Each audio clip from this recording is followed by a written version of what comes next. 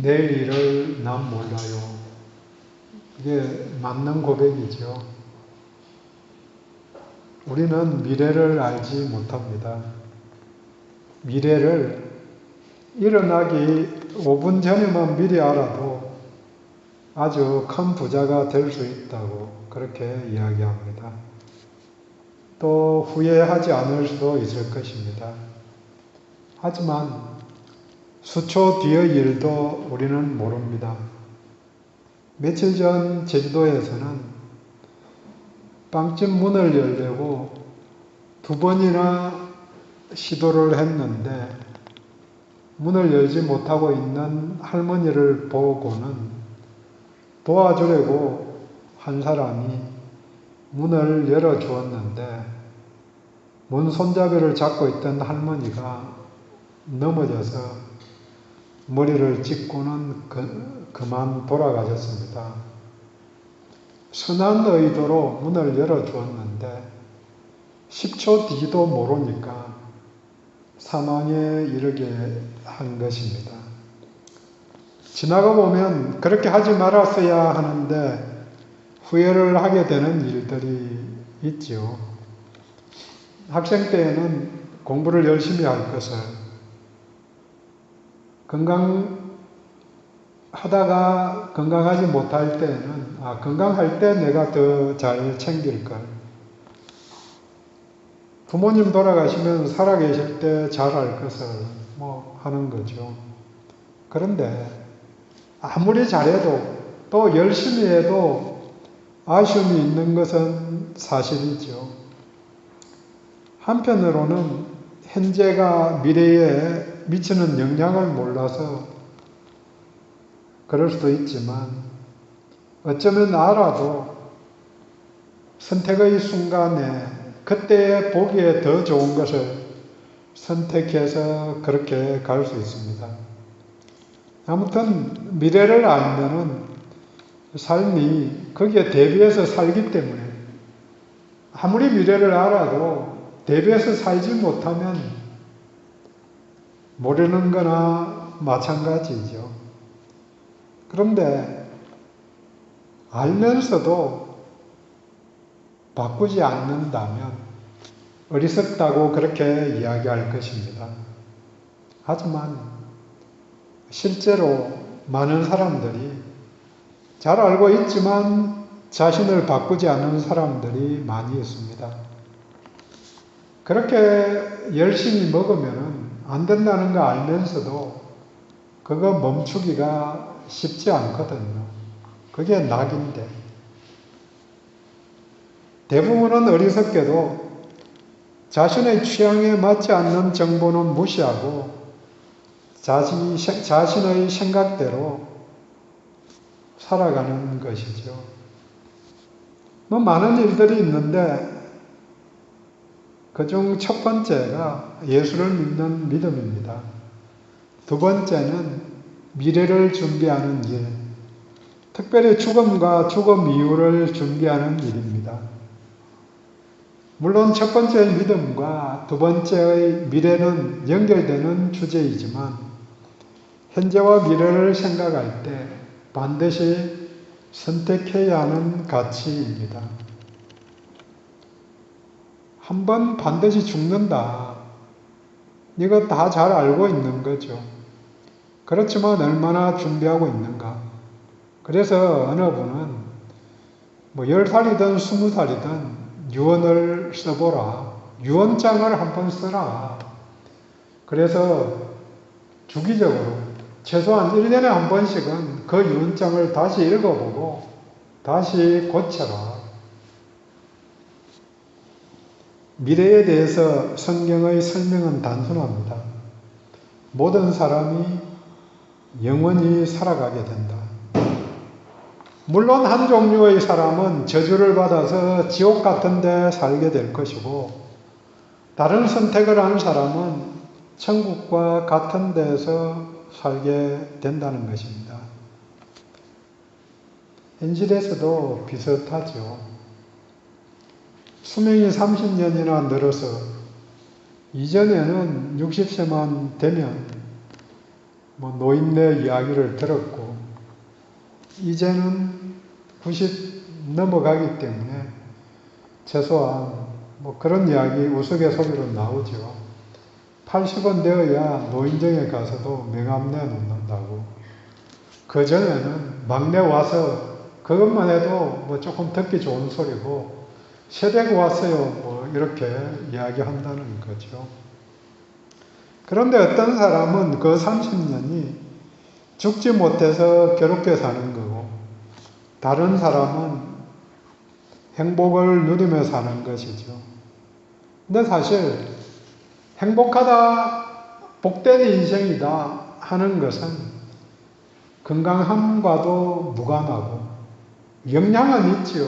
그렇지만 냉정하게 따져보면 건강하다고 행복을 외치는 사람만 있는 것도 아니고 건강하지 못하다고 못 보게 되었다고 불행하다고만 이야기를 하는 사람들이 아니라는 거죠.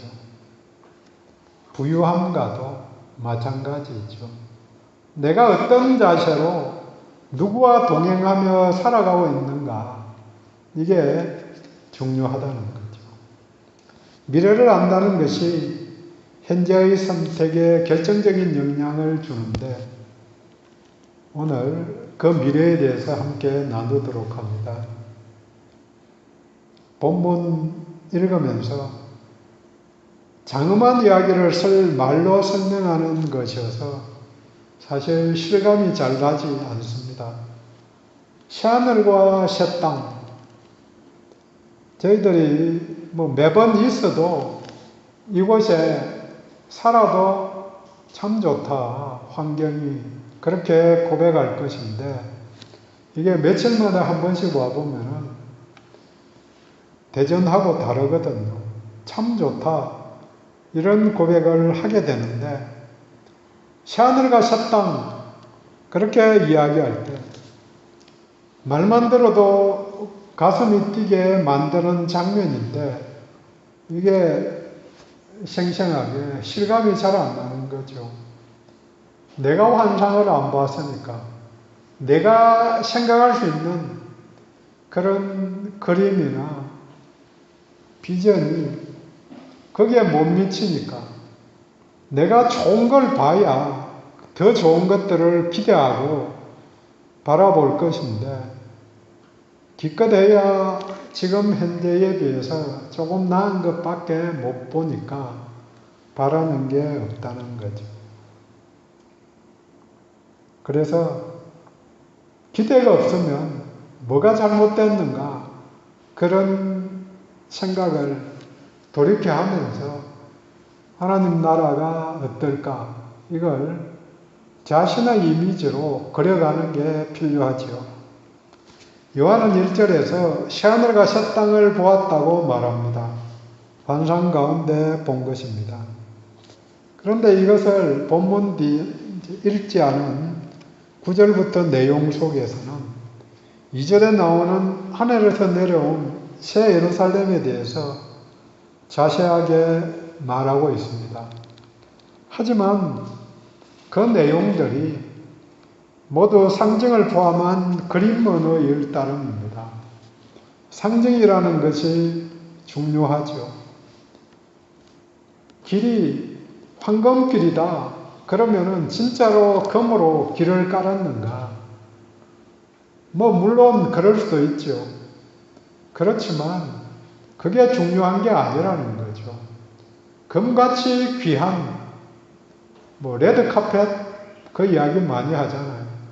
그렇게 하면 거기 지나가는 사람들은 뭐 탤런트나 이런 사람들 아니면 대통령이나 이런 사람들이 오면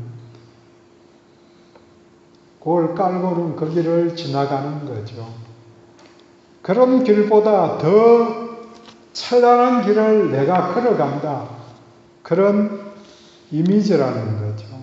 그래서 상징을 상징으로 보고 그걸 현재화할 때에 어떤 건가 하는 부분, 그런 부분들에 대한 주의가 필요한 거죠. 그래서 어느 분이 지은 내가 본 천국 뭐 이런 책이 있는데 제가 그 책이 굉장히 많이 팔린 책인데 왜 사람들이 그 책을 추천을 했을까? 그런 생각을 하면서 제가 굉장히 부담이 되었어요. 왜 그런 생각을 하게 됐냐면 거기에 나오는 이야기들은 굉장히 성경적이지 않았다는 거죠. 제가 볼 때에. 성경적이지 않는데 물론 지금과 비교해서 뭐 찬란한 영광 같은 이야기들을 많이 적어 놓기는 했지만 아니라는 거죠. 환상을 환상으로 보고 그걸 환상으로 풀어야 되는데 자기가 본 것도 그러니까 현재 속에서 모든 걸 뭐 적어서 그렇다 이렇게 접근할 수도 있지만 아닌 부분도 있다는 거죠. 예를 들어서 새 예루살렘 본문 뒤에 나온 내용 중에 성문이 12개인데 거기에 뭐 문이 커다란 진주 하나로 만들어졌더라. 뭐 그런 표현들. 근데 12개인데 거기에 12지파 이름이 나오는 거죠. 이것은 출애굽 반 이스라엘이 성막을 주위로 12지파가 배치된 것, 이것과 연결되고 12기초석은 12사도 이름이 있다고 말하면서 신구약을 아우르는 성도들, 하나님 안에 있는 사람들, 그들이 출입할 수 있는 곳이다. 그걸 상징적으로 표현한 것이라는 거죠.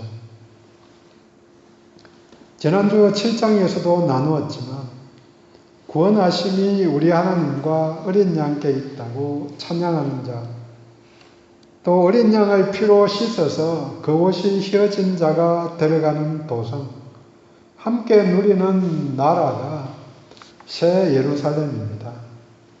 처음 하늘과 처음 땅이 없어지는 종말의 그날, 우리 예수님이 다시 오시는 그날, 새 하늘과 새 땅이 나타나고 새 예루살렘이 오게 됩니다. 이 일을 이루실 하나님과 어린 양 예수를 찬양합니다.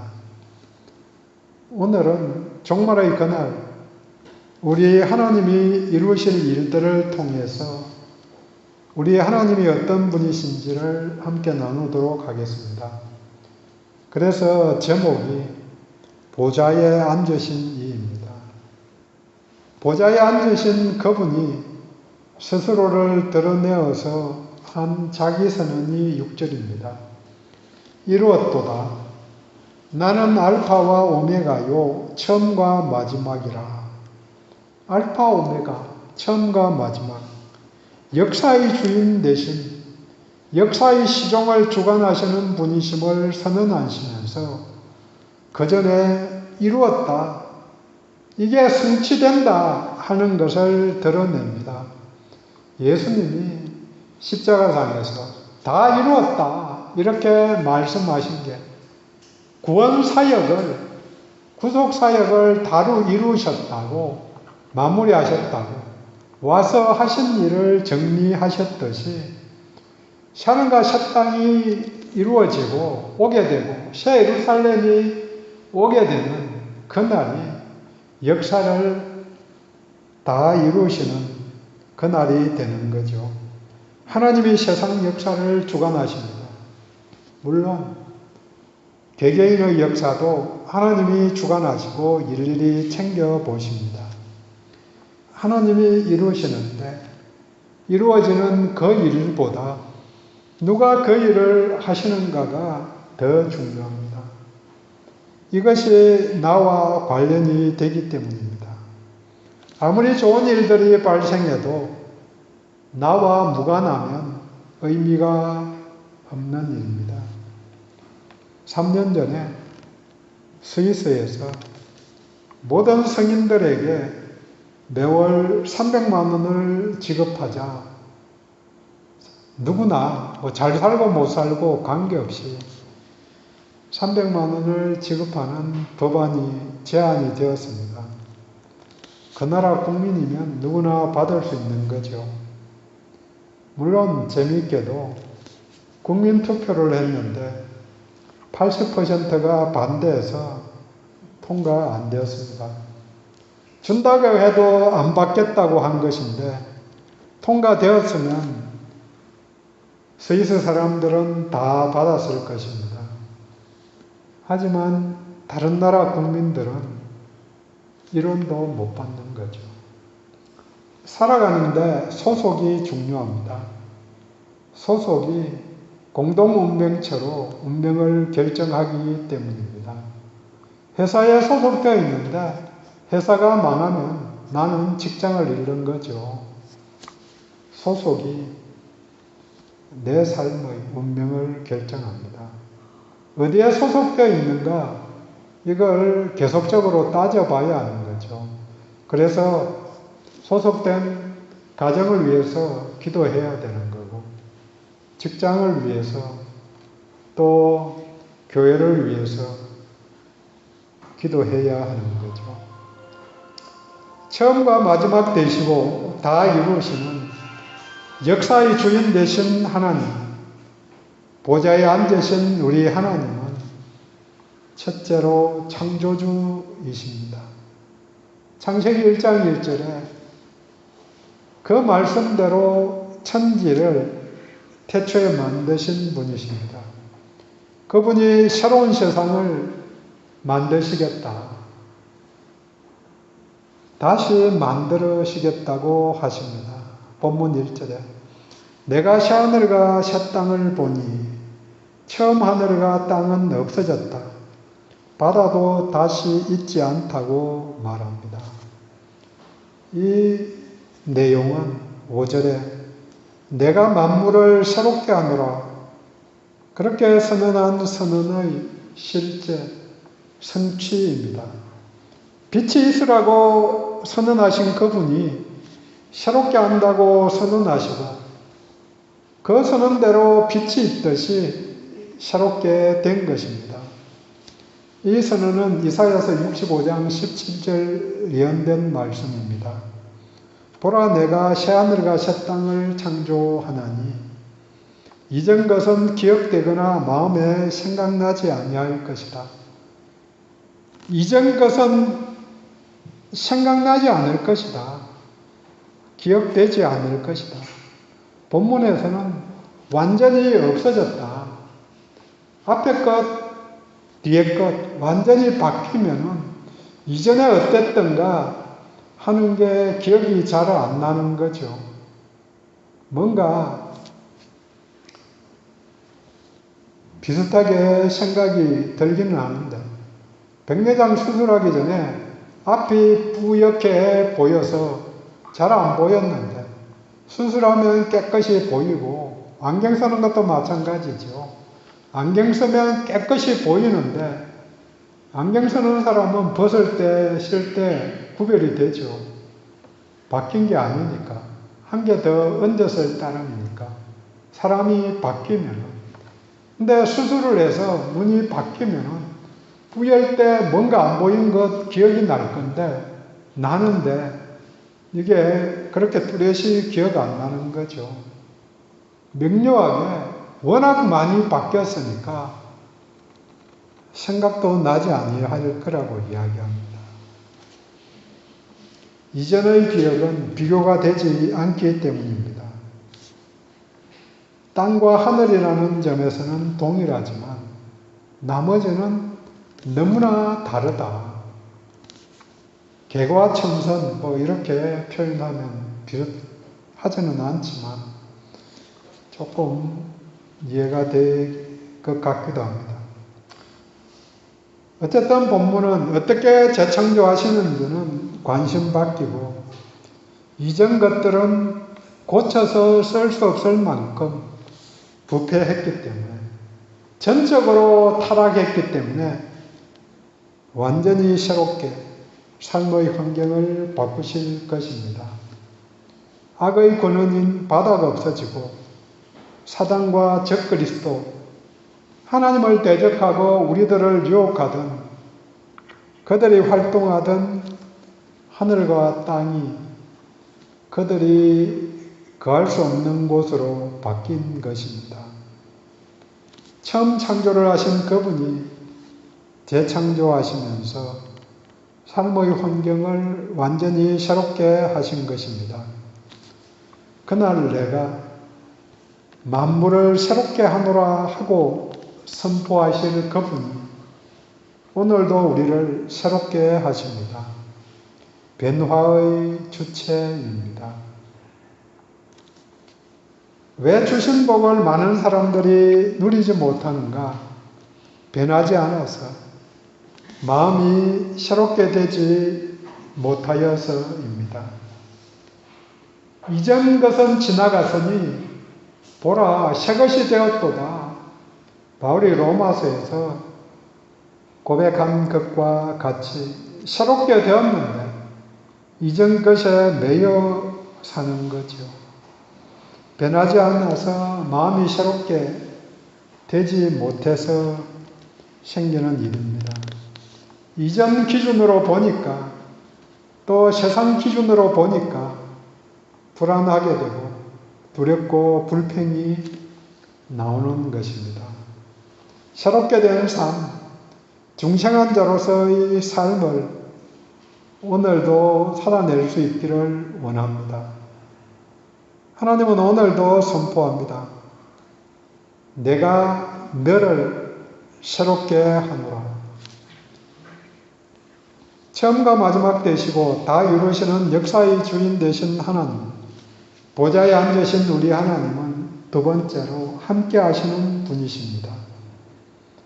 하나님이 우리와 함께 하신다. 임마누엘이 하나님의 이름입니다. 새롭게 만들어 놓고 그와 같이 내버려 두면은 의미가 없는 거죠. 함께 하셔야 새롭게 됨이 유지되는 거죠. 이것이 본문 3절에 함께 있는다라는 단어로 표현됩니다. 보라, 하나님의 장막이 사람들과 함께 있으며 하나님이 그들과 함께 계시니라.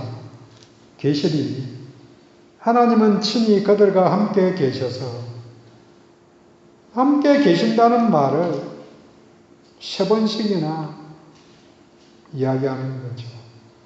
지금도 우리가 함께 하시는데 새 세상에서의 함께 하시면 더 심화되는 것입니다.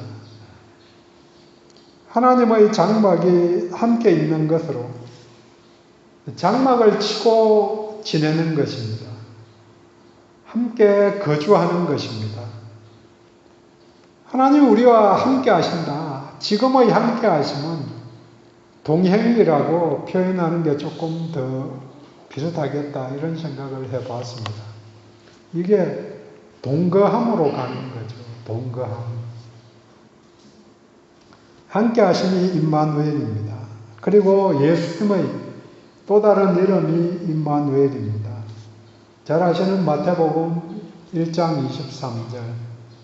보라, 처녀가 잉태하여 아들을 낳을 것이요 그의 이름은 임마누엘이라 하리라 하셨으니 이를 번역한 즉 하나님이 우리와 함께 계시다 함이라.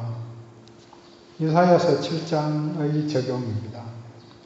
이렇게 동거하게 되는 것을 본문은 결혼 이미지로 보여줍니다.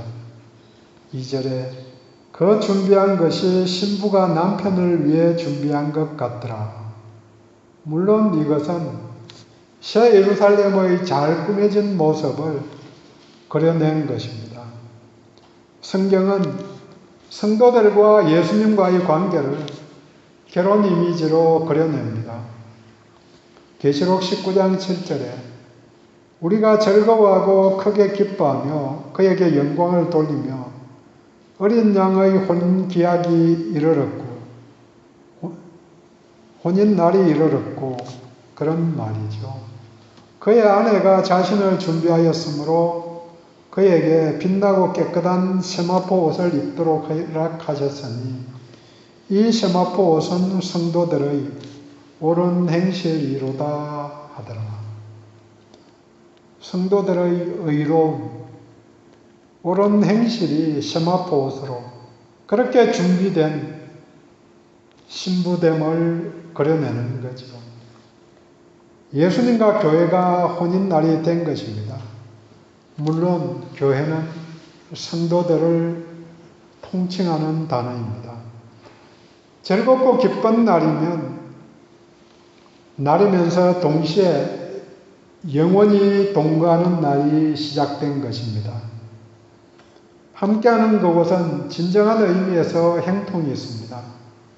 지난주에도 나누었지만 눈물이 없는 곳입니다.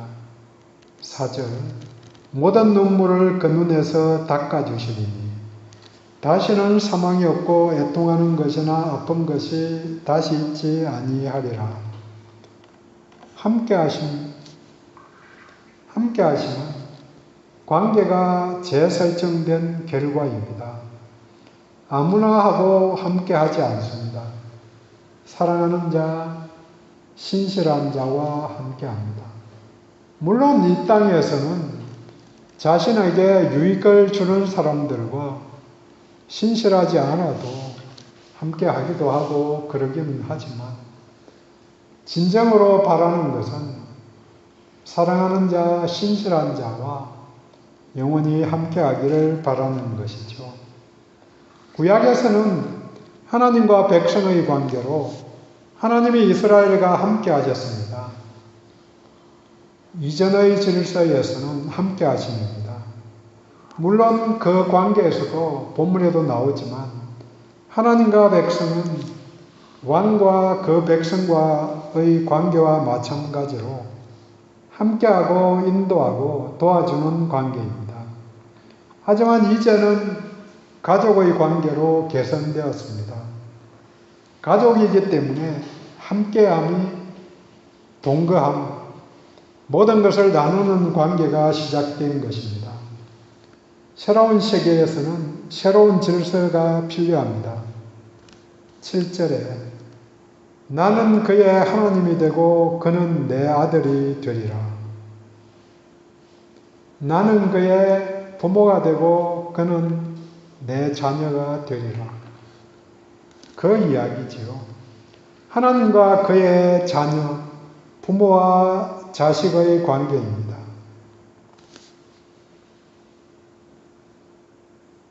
독생자이자 맏아들이신 하나님과 어린 양 예수와의 관계와 마찬가지로 예수를 믿는 자들은 형제와 자매로 부르신 것입니다. 로마서 8장 29절에 하나님이 미리 아신 자들을 또한 그 아들의 형상을 본받게 하기 위하여 미리 정하셨으니 이는 그로 많은 형제 중에서 맏아들이 되게 하려 하심이라.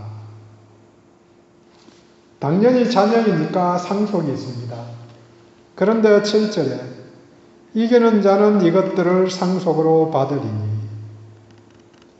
이기는 자가 받는다.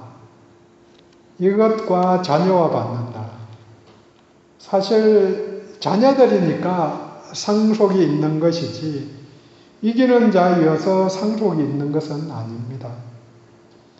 이 말은 이미 아버지와 자녀로 성립된 관계를 확정해 주는 것입니다. 동시에 그 자리에 있다는 것이 이긴 자라는 것을 보여주는 것입니다.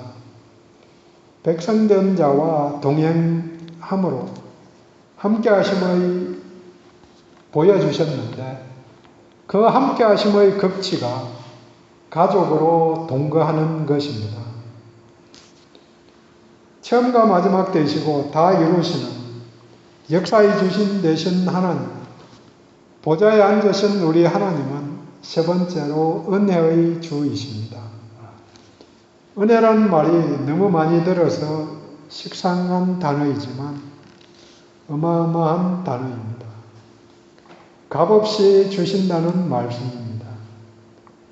4절에 눈물이 없다는 것도 6절에 생명수 샘물을 목마른 자에게 값없이 주리니 7절 이기는 자는 상속으로 받으리니 이 모두가 우리들의 공로로 성과급으로 받게 되는 게 아닙니다.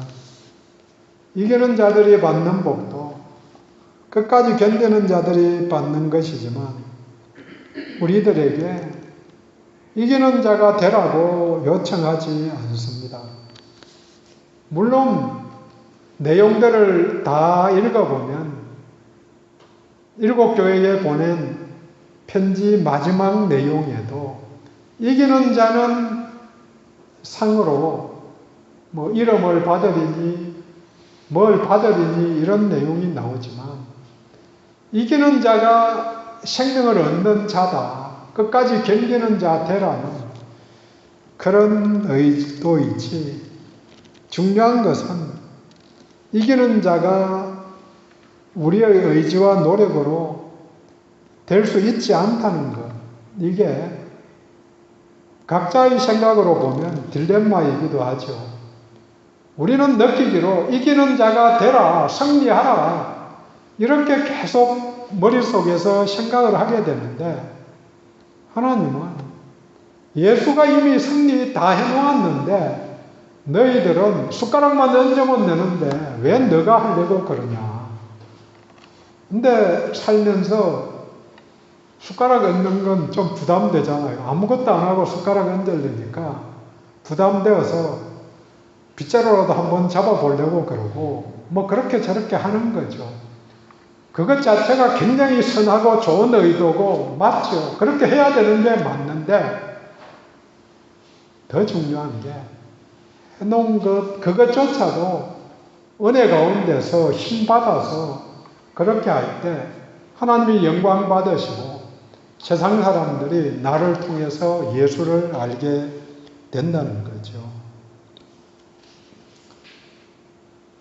반복하지만 7절을 쉽게 읽으면 이기는 자가 상속받을 것이니 상속을 받기 위해서는 이기는 자가 되라고 요청한다고 생각할 수 있습니다. 하지만 성경의 명령은 승리자가 되라는 요청이 아니고 승리자이신 예수께 붙어 있으라고 요청합니다. 요한복음 16장 33절 말씀입니다. 세상에서는 너희로 환난을 당하나 담대하라. 내가 세상을 이겼노라. 다 이루었다고 하신 예수께서 어린 양으로 세상의 모든 사역을 완성하시고 다시 오실 때에는 사자와 같은 모양으로 오십니다. 요한일서 5장 4절에 말합니다. 무릇 하나님께로부터 난 자마다 세상을 이기느니라. 세상을 이기는 승리는 이것이니 우리의 믿음이니라. 예수께서 하나님의 아들이심을 믿는 자가 아니면 세상을 이기는 자가 누구냐? 세상을 이기는 승리는 믿음입니다. 이기는 자와 대비해서 8절에 저주받을 자에 대한 말씀을 통해서도 동일한 결론을 내립니다. 믿음이 복된 자리로 인도합니다.